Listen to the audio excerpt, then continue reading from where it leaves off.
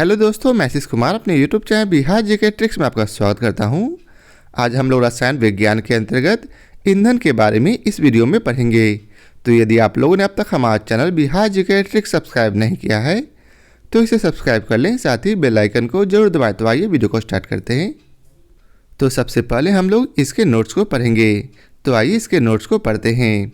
घरेलू और औद्योगिक उपयोगों से संबंधित ऊष्मा ऊर्जा के प्रमुख स्रोत लकड़ी, काष्ठ कोयला, पेट्रोल, मिट्टी का तेल आदि है। ये पदार्थ ईंधन कहलाते हैं। तो ईंधन किसे कहते हैं? वैसे पदार्थ जो घरेलू और औद्योगिक उपयोगों के लिए ऊष्मा ऊर्जा के प्रमुख स्रोत है, जैसे कि लकड़ी, काष्ठ कोयला, पेट्रोल, मिट्टी का तेल आदि। ये सभी पदार्थ क्या कहलाते? तो ये सभी पदार्थ ईंधन कहलाते हैं। अब आगे है, अच्छा ईंधन वह है जो सहज उपलब्ध हो जाता है। अच्छा ईंधन किसे कहते हैं? तो अच्छा ईंधन वह है जो आसानी से उपलब्ध हो जाता है। यह सस्ता होता है और वायु में सामान्य दर से सुगमतापूर्वक जलता है। यह अधिक मात्रा में ऊष्मा उत्पन्न करता है। यह जलने के उपरांत कोई अवांछनीय पदार्थ नहीं छोड़ता। अर्थात अच्छा ईंधन के क्या क्या गुण हैं? तो जो आसानी से उपलब्ध हो, जो सस्ता हो, जो वायु में सामान्य दर से आसानी से जलता हो, जो अधिक मात्रा में ऊष्मा उत्पन्न करता हो और जो जलने के उपरांत अर्थात जलने के बाद कोई अवांछनीय पदार्थ नहीं छोड़ता, उसे हम लोग क्या कहते? तो वे है अच्छा ईंधन के महत्वपूर्ण बिंदु। आगे है, संभवतः ऐसा कोई भी ईंधन नहीं है जिसे एक आदर्श ईंधन माना जा सके। अर्थात सब में कुछ ना कुछ कमियां होती है जो अच्छे ईंधन के मुख्य बिंदु को स्पष्ट नहीं करती। आगे है ईंधन दक्षता। किसी ईंधन के 1 किलोग्राम के पूर्ण दहन से प्राप्त ऊष्मा की मात्रा उसका ऊष्मीय मान कहलाती है। ऊष्मीय मान किसे कहते? तो यदि किसी ईंधन के 1 किलोग्राम को पूर्ण रूप से अर्थात पूरी तरह से दहन मतलब जला दी जाए तो उससे जो ऊष्मा प्राप्त होगी उसे ही हम लोग उसका ऊष्मीय मान कहते हैं। ईंधन के ऊष्मीय मान को किलो जूल प्रति किलोग्राम मात्रक द्वारा प्रदर्शित किया जाता है। अर्थात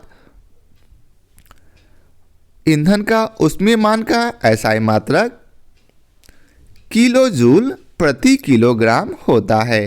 अब आगे है विभिन्न ईंधनों के ऊष्मीय मान, जो कि किलो जूल प्रति किलोग्राम में दिया गया है। जैसे कि गोबर के उपले, आप लोगों ने साधारणतः सुना होगा गोईठा। तो गोबर के उपले जिसका ऊष्मीय मान 6000 से 8000 किलो जूल प्रति किलोग्राम होता है।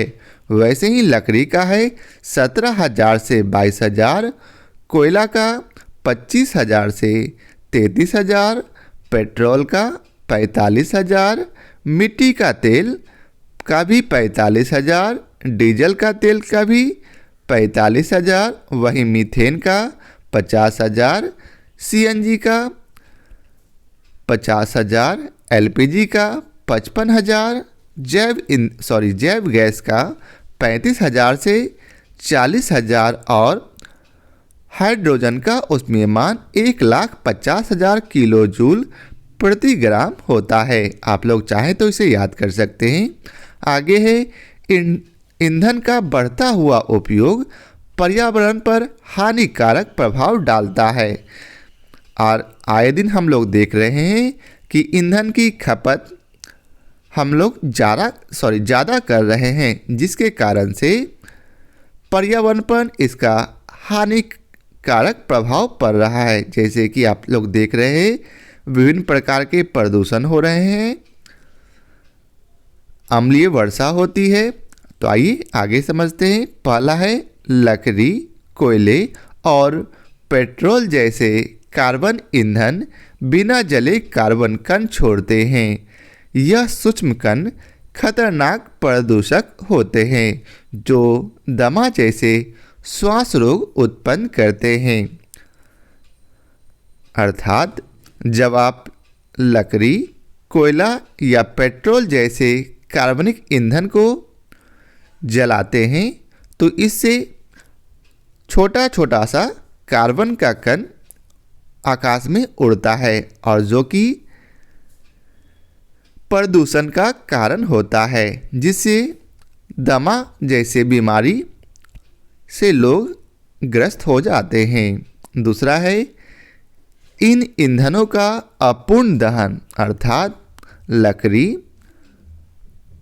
कोयला, पेट्रोल आदि का अपूर्ण अर्थात पूरी तरह दहन नहीं, मतलब पूरी तरह नहीं जलाया जाता हो, कार्बन मोनोऑक्साइड गैस देता है। अर्थात इन ईंधनों को ऊपर जो आपको बताया गया लकड़ी, कोयला, पेट्रोल, यह यदि पूरी तरह नहीं जले तो इससे कार्बन मोनोऑक्साइड गैस निकलती है।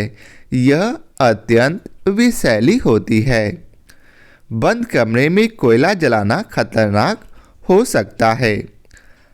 उत्पन्न कार्बन मोनोऑक्साइड गैस के कमरे में सो रहे व्यक्तियों की मृत्यु भी हो सकती है। आपने कई बार सुना होगा कि विभिन्न घरों में कोई बूढ़ा व्यक्ति रात को बोरसी जला के सोया, अर्थात लकड़ी कोयला का आग जलाकर ठंडे के दिनों में सोया और दिन में उसकी मृत्यु हो गई।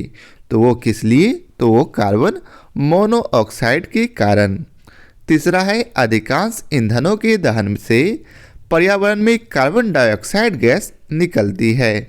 अर्थात अधिकांश मतलब लगभग जितने भी ईंधन है उसको आप जब जलाएंगे अर्थात दहन करेंगे तो उससे पर्यावरण में कार्बन डाइऑक्साइड अर्थात सभी ईंधन जो है कार्बन डाइऑक्साइड गैस निकालती है।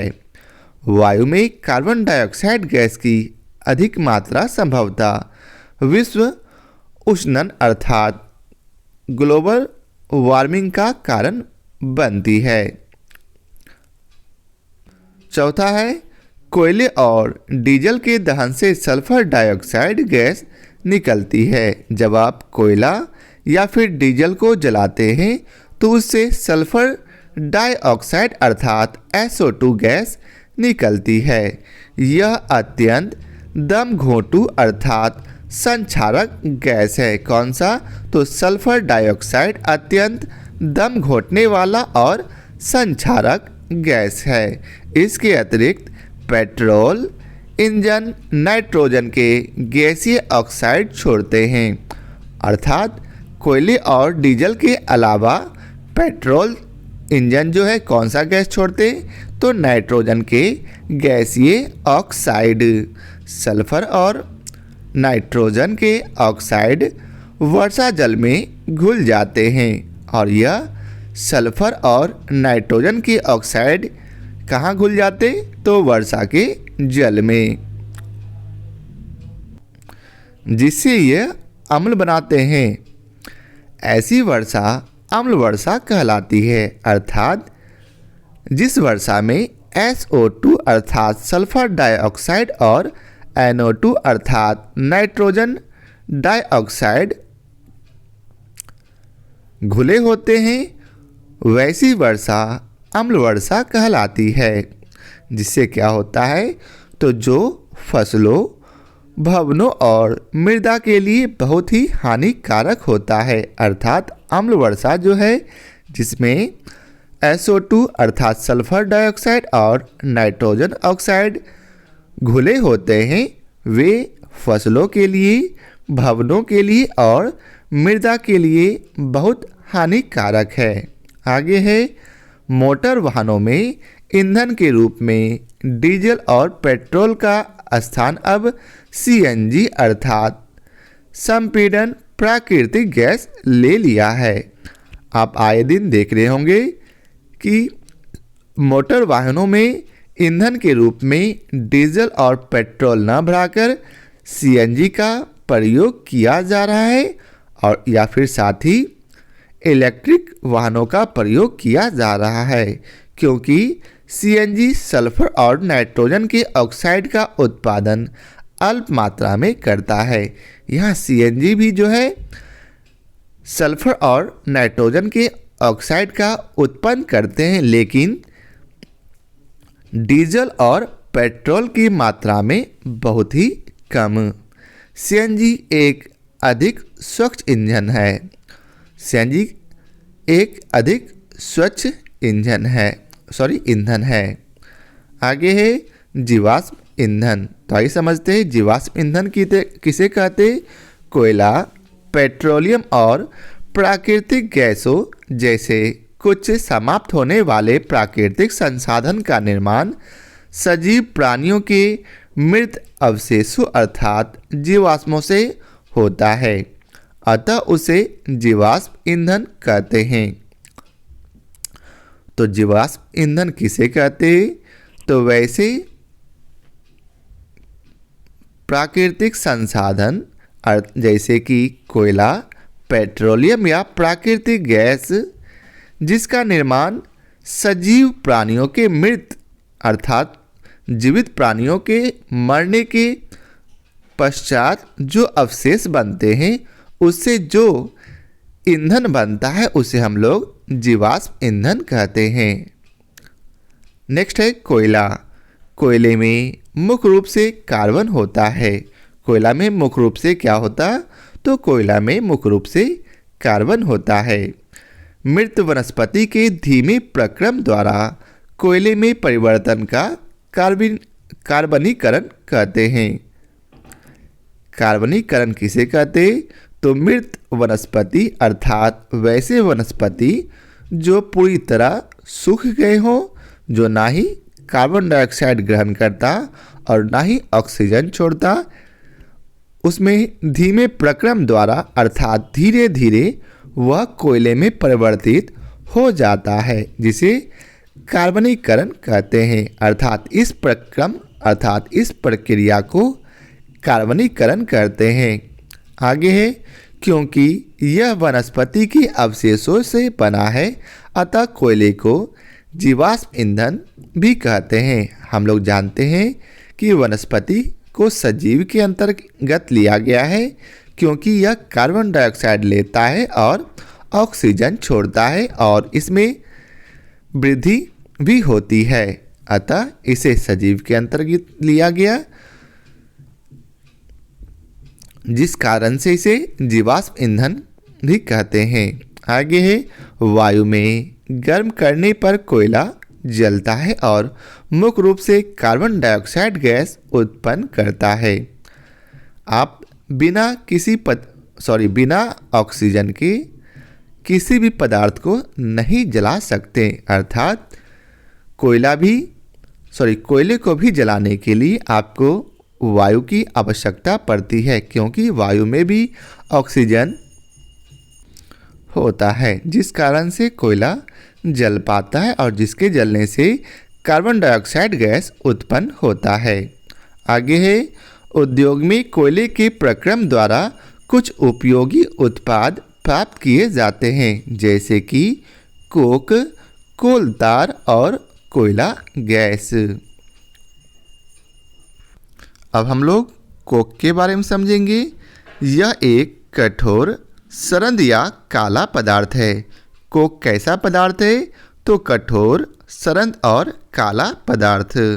यह कार्बन का लगभग शुद्ध रूप है। कोक जो है कार्बन का लगभग शुद्ध रूप होता है।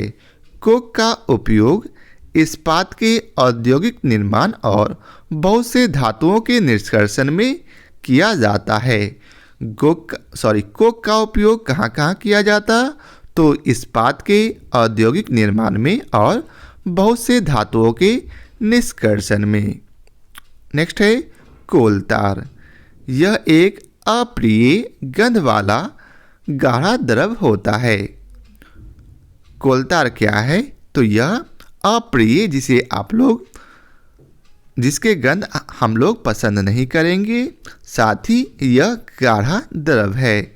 यह लगभग 200 पदार्थों का मिश्रण होता है। कोल तार कितने पदार्थों का मिश्रण होता? तो लगभग 200 पदार्थों का।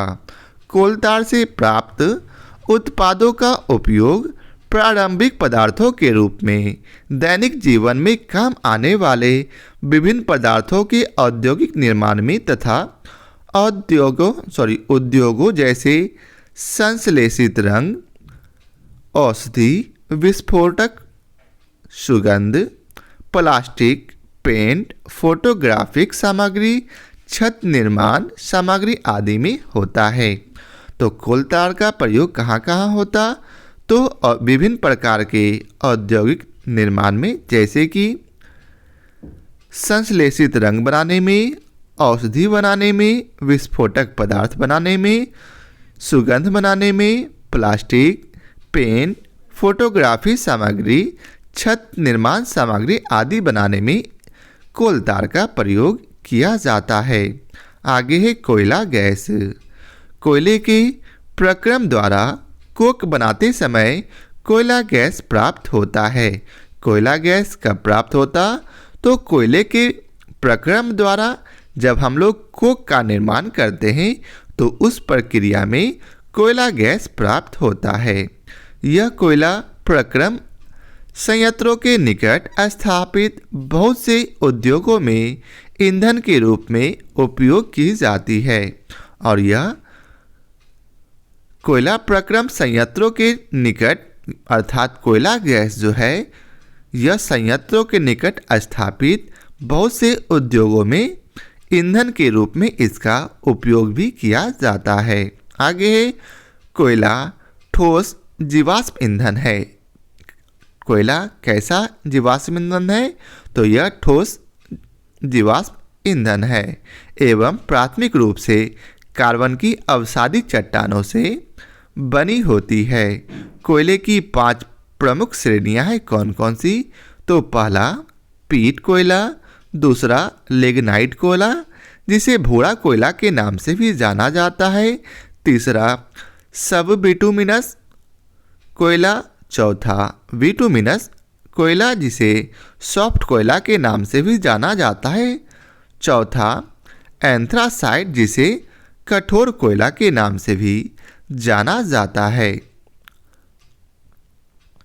तो ये थे 5 कोयला के विभिन्न प्रकार। पीट कोयले में पानी की मात्रा अधिक होती है। जो सबसे पहला कोयला पीट कोयला था उसमें पानी की मात्रा सबसे अधिक होती है, इसलिए इसे निम्न श्रेणी का ईंधन यह बन जाता है क्योंकि इसमें पानी की मात्रा अधिक होती जिस कारण से यह पूरी तरह नहीं जलता, जिस कारण इस कोयले को निम्न श्रेणी अर्थात सबसे निचले पायदान पर रखा गया है।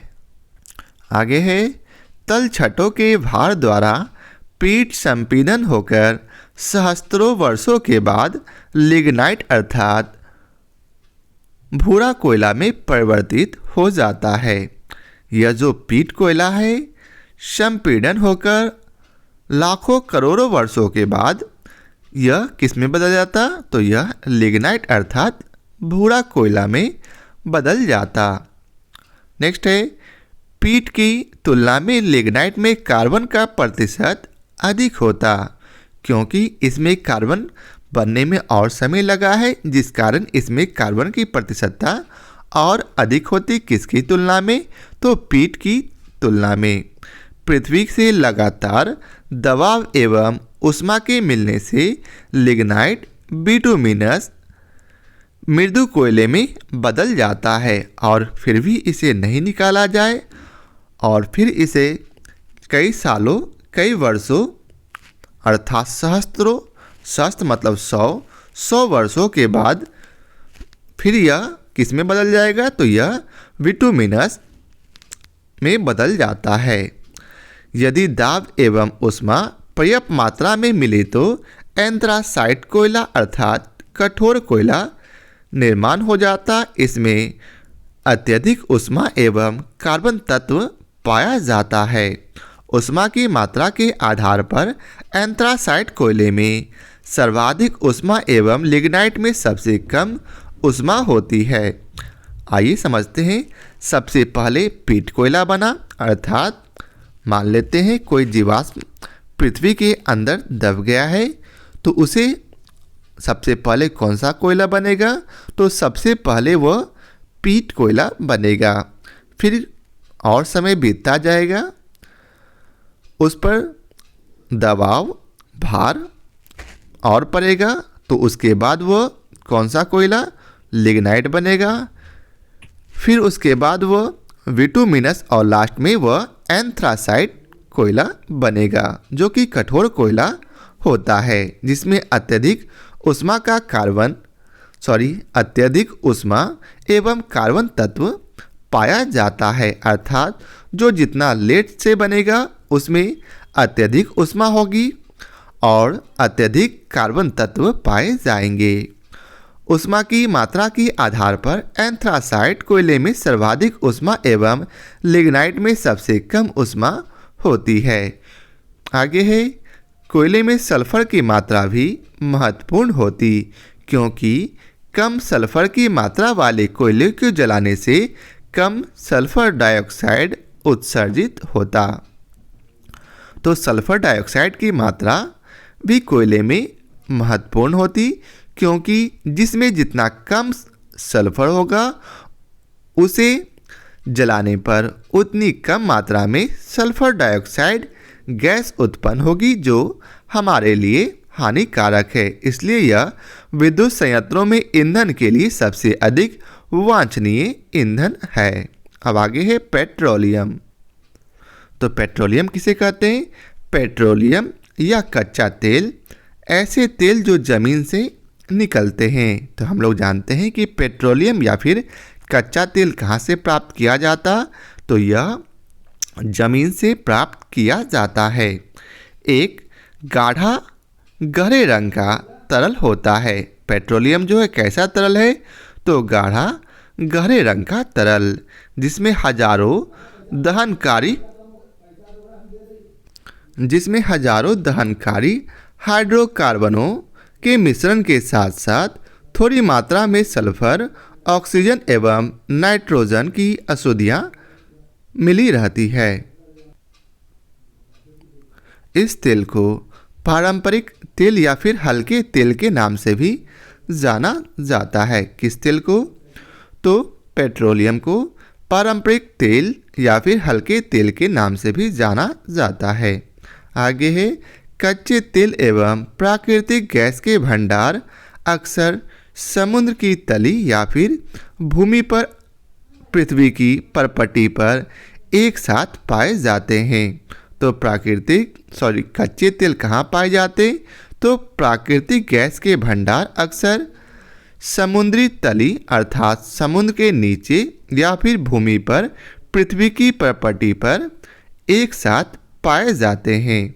इसके निष्कर्षण के बाद अर्थात इसको वहाँ से निकालने के बाद यह कच्चा तेल को पाइपलाइनों, ट्रकों या फिर जहाज़ों के द्वारा रिफाइनरी में अर्थात जहाँ इसका रिफाइन कर साफ किया जाता है, रिफाइनरियों में तेल को गर्म करते हैं।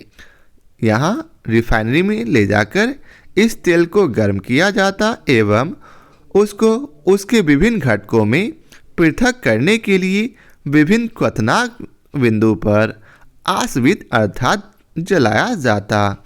इसके पश्चात घटक है अर्थात इसके पश्चात क्या क्या बनता? तो गैस निकलता है, गैसोलीन निकलता है, हवाई जहाज में काम आने वाले ईंधन बनते हैं, केरोसिन निकलता, डीजल तेल, नेपथीन, ग्रीस एवं मोम एवं एसफॉल्ट निकलता है। आगे है, तेल के आसवन से प्राप्त कुछ उत्पादों को पेट्रो रसायन कहते हैं, जिससे प्रेरक नाशकों, प्लास्टिक, कृत्रिम रेशों, पेंट एवं औषधियाँ इत्यादि बनाने के लिए कच्चे तेल के रूप में उपयोग किया जाता है। अब अगला है प्राकृतिक गैस अर्थात नेचुरल गैस। प्राकृतिक गैस गैसीय हाइड्रोकार्बनों एवं अन्य गैसों का मिश्रण है। प्राकृतिक गैस किसका मिश्रण? तो गैसीय हाइड्रोकार्बन और अन्य गैसों का, जो प्रायः पेट्रोलियम के साथ तेल कूपों अर्थात तेल कुओं से निकलता है। पृथ्वी पर कुछ क्षेत्रों में प्राकृतिक गैस प्राकृतिक दरारों से या फिर अप्रवेश्य चट्टानों में छेद करने पर उच्च दाब के साथ यह अर्थात प्राकृतिक गैस निकलता है। प्राकृतिक गैस में साधारणतः गैसीय हाइड्रोकार्बनों में मीथेन, एथेन, प्रोपेन और ब्यूटेन होते हैं। प्राकृतिक गैसों में कौन कौन से गैस होते हैं? तो मीथेन, एथेन, प्रोपेन और फिर ब्यूटेन तथा अन्य गैसों में नाइट्रोजन। ये सभी जो थे हाइड्रोकार्बन गैस थे, जबकि अन्य गैसों में प्राकृतिक गैसों से नाइट्रोजन, कार्बन डाइऑक्साइड और हाइड्रोजन सल्फाइड निकलते हैं। कुछ क्षेत्रों की प्राकृतिक गैसों में हीलियम भी होती है। प्राकृतिक गैस में मीथेन की प्रतिशतता सबसे अधिक होती, अर्थात प्राकृतिक गैस में सबसे अधिक कौन सा गैस निकलता? तो मीथेन, जिसकी प्रतिशतता 45 से 85% हो सकती है। प्राकृतिक गैस का उपयोग ईंधन के रूप में तथा लैंप, ब्लैक, हाइड्रोजन, गैसोलीन व कार्बनिक यौगिकों के निर्माण में होता है। आगे है प्रायः प्राकृतिक गैस से प्रोपेन और ब्यूटेन को पृथक करके उन्हें उच्च दाब पर द्रवित करते हैं और द्रव मिश्रण को स्टील के सिलेंडरों में रखते हैं। यह द्रव मिश्रण अर्थात एलपीजी कहलाता है। आगे है दाब हटाने पर यह द्रव्य पुनः गैसीय अवस्था में बदल जाता है। एलपीजी का उपयोग प्रायः घरों में, होटलों में ईंधन के रूप में किया जाता है। अब आइए चलते हैं इसके प्रश्न कोश को देखते हैं। तो पहला प्रश्न है, निम्न में से कौन प्राकृतिक ईंधन है? तो इसका उत्तर है डी, पेट्रोलियम। पेट्रोलियम पदार्थ प्राकृतिक ईंधन के अंतर्गत आते हैं। ये पृथ्वी के भीतर दबे जीवाश्मों से निर्मित होते हैं। अन्य विकल्पों में कोक तथा टार कोयले या लकड़ी के भंजन आसवन से प्राप्त कर लेते हैं, जबकि कोल गैस को कृत्रिम तरीके से बनाया जा सकता है। अब अगला प्रश्न है, निम्नलिखित जीवाश्म ईंधनों में से कौन स्वच्छतम ईंधन है? तो इसका उत्तर है प्राकृतिक गैस। कोयला, पेट्रोल, प्राकृतिक गैस व डीजल जीवाश्म ईंधनों में प्राकृतिक गैस स्वच्छतम ईंधन है, क्योंकि प्राकृतिक गैस बहुत कम मात्रा में प्रदूषणकारी गैसें उत्सर्जित करती है। अब अगला प्रश्न है, निम्नलिखित में से कौन जीवाश्म ईंधन है? तो इसका उत्तर है प्राकृतिक गैस। प्राकृतिक गैस एक महत्वपूर्ण जीवाश्म ईंधन है।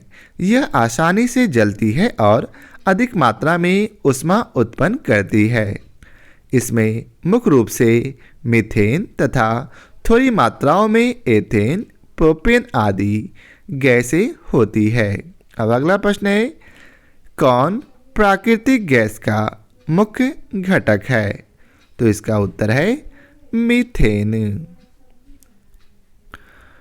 प्राकृतिक गैस एक रंगहीन, गंधहीन, पर्यावरण अनुकूल ऊर्जा स्रोत है। यह कई गैसों का मिश्रण होता है, जिसमें मुख्य रूप से मीथेन शामिल होता है। प्राकृतिक गैसों में मीथेन की मात्रा लगभग 45 से 80% तक होती है। अब अगला प्रश्न है, निम्नलिखित में से कौन प्राकृतिक गैस का मुख्य भाग है? तो इसका उत्तर है डी मीथेन। नेक्स्ट प्रश्न है, निम्नलिखित में से किस एक का अधिकतम ईंधन मान होता है? तो इसका उत्तर है हाइड्रोजन का। किसी पदार्थ का ऊष्मीय मान ऊष्मा की वह मात्रा है जो उस ईंधन के 1 ग्राम को वायु या ऑक्सीजन में पूर्णतः जलाने के पश्चात अर्थात पूरी तरह से जलाने के बाद प्राप्त होता है। सभी ईंधनों में हाइड्रोजन का ऊष्मीय मान सबसे अधिक होता है। हाइड्रोजन का उपयोग रॉकेट ईंधन के रूप में तथा उच्च ताप उत्पन्न करने वाले ज्वालकों में किया जाता है। हाइड्रोजन गैस का 150, चारकोल का 33, प्राकृतिक गैस का 33 से 50 तथा गैसोलीन का 50 ईंधन मान होता है। अब अगला प्रश्न है, ऑक्टेन संख्या गुणवत्ता का माप है किसकी? तो इसका उत्तर है पेट्रोल की। ऑक्टेन संख्या से पेट्रोल के पर्याप्त अस्फोटक गुण का पता लगता है। अब अगला प्रश्न है, निम्नलिखित में से मुख्यतः किसके लिए सीटेन संख्या गुणता प्राचल के रूप में प्रयुक्त होती है? तो इसका उत्तर है डीजल। जिस प्रकार ऑक्टेन संख्या गैसोलीन के ज्वलन अस्थिरता के मापन में प्रयुक्त की जाती है, सीटेन संख्या का प्रयोग भी इसी संदर्भ में डीजल ईंधन की गुणवत्ता परीक्षण हेतु किया जाता है। डीजल का दहन बिना स्पार्क किए संपीड़न द्वारा कराया जाता है। अतः जब डीजल ईंधन संपीड़न किए जाने पर जितना जल्दी प्रज्वलित होता है उसकी सीटेन संख्या उतनी ही अधिक होती है। यह अच्छे डीजल की पहचान है। अब अगला प्रश्न है, डीजल इंजन में प्रयुक्त ईंधन है कौन सी? तो डीजल की वाष्प और वायु। डीजल इंजन एक अंतर्दहन इंजन है जो बंद स्थान में वायु को संपीड़ित करने से उत्पन्न ऊष्मा का उपयोग करके ईंधन में ज्वलन उत्पन्न करता है। डीजल इंजन में दहन के लिए पेट्रोल इंजन की तरह कार्बोरेटर नहीं होता, अतः इसमें सिलेंडर के भीतर की हवा को इतना संपीड़ित कर दिया जाता है कि वायु का तापमान 80 डिग्री फ़ारेनहाइट तक पहुंच जाता है। यही तापमान एस्फोलिंग अर्थात दहन का कार्य करता है। अब अगला प्रश्न है, खाना बनाने में प्रयोग की जाने वाली गैस मुख्यतः है कौन सी? तो इसका उत्तर है मीथेन। घरेलू उपयोगों में लाई जाने वाली बायोगैसों या गोबर गैस का मुख्य घटक मीथेन है। मीथेन एक रंगहीन, गंधहीन एवं स्वादहीन गैस है। यह गैस अधिकतर दलदली क्षेत्रों में पाई जाती है, जिसके कारण इसे बार्स गैस भी कहा जाता है। बायोगैस या गोबर गैस में 50 से 75% तक मीथेन होता है। अब अगला प्रश्न है, बायोगैस संयंत्र से निष्कासित निम्नलिखित में से कौन सी गैस ईंधन गैस के रूप में उपयोग की जाती है? तो इसका उत्तर है सी मीथेन। बायोगैस संयंत्र से उत्पादित बायोगैस का मुख्य घटक मीथेन गैस होती है, जिसे जीवाश्म ईंधन के स्थान पर ऊर्जा उत्पादन के लिए प्रयोग में लाया जा सकता है। अब अगला प्रश्न है, बायोगैस में मुख्यतः होती है? तो इसका उत्तर है कार्बन डाइऑक्साइड एवं मीथेन। अब अगला प्रश्न है, बायोगैस का मुख्य घटक है मीथेन। नेक्स्ट प्रश्न है, गोबर गैस में मुख्य तत्व है मीथेन। अगला प्रश्न है, एक बायोगैस संयंत्र में निम्न में से कौन सी प्रक्रिया होती है? तो किण्वन की। गोबर में बहुत अधिक मात्रा में ऊर्जा होती है, जिसे बायोगैस संयंत्र में किण्वन प्रक्रिया द्वारा निकाला जा सकता है। अब अगला प्रश्न है, निम्नलिखित में से किसने गोबर गैस प्रणाली का आविष्कार किया? तो यह था स्टारमार्क्स भारतीय कृषि अनुसंधान संस्थान के वैज्ञानिक डॉक्टर एस.वी. देसाई ने वर्ष 1941 से 42 में गोबर गैस प्रणाली का आविष्कार किया था। अब अगला प्रश्न है, लिक्विड पेट्रोलियम गैस के मुख्य अवयव है कौन से? तो इसका उत्तर है एथेन, प्रोपेन और फिर ब्यूटेन।